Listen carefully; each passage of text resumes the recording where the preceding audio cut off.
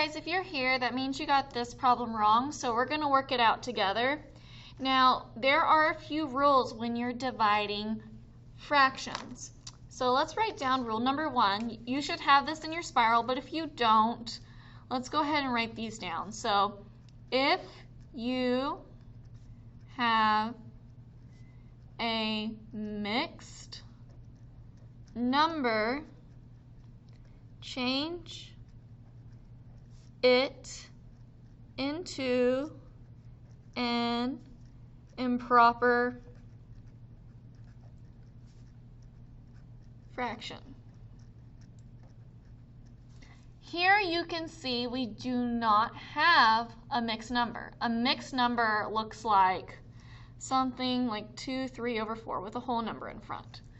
So we don't have a mixed number here. So we don't have to worry about step 1 for this problem. Then we're going to go on to step number 2.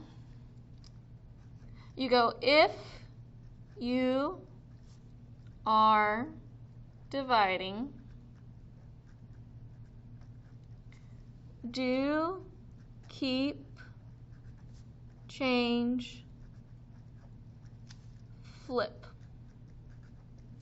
Okay, so we're actually dividing here, so we're going to do keep, change, flip.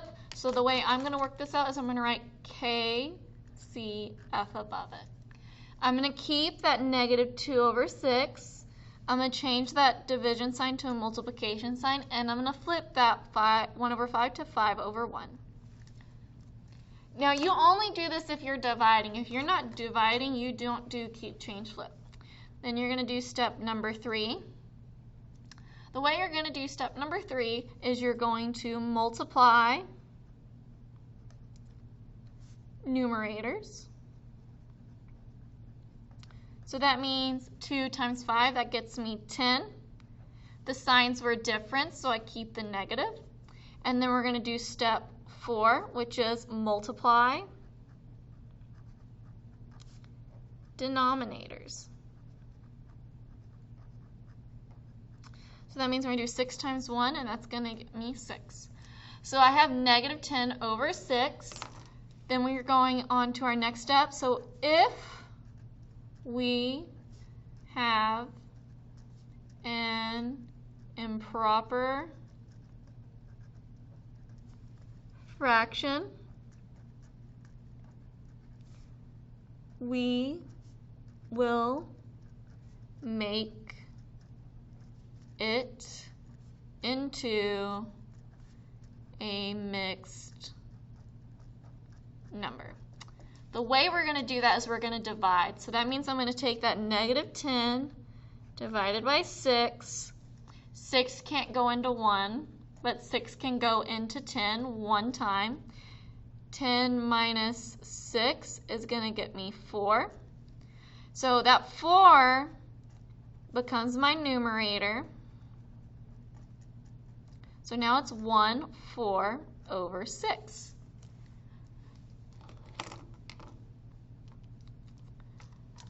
Now, step number 6 is you're going to simplify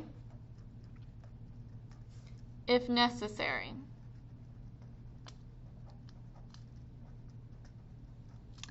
So I have this 1/4 over 6, and I'm going to divide both of these numbers. They're both even by 2, and that's going to give me 1/2 over 3, and that's my answer.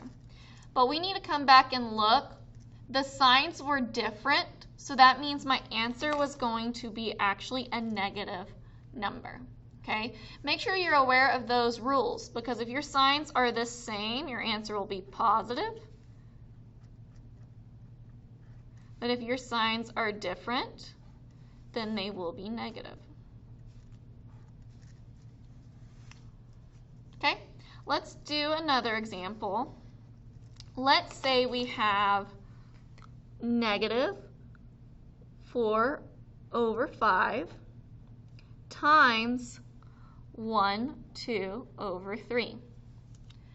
Now, we're going to look at number 1 on our steps. So if you have a mixed number, something like this, change it into an improper fraction.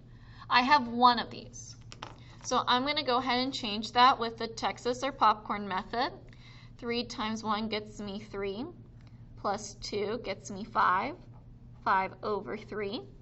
And then I'm going to bring everything down with me. What I like to do next is look at my signs. And remember, if they're the same, they're positive.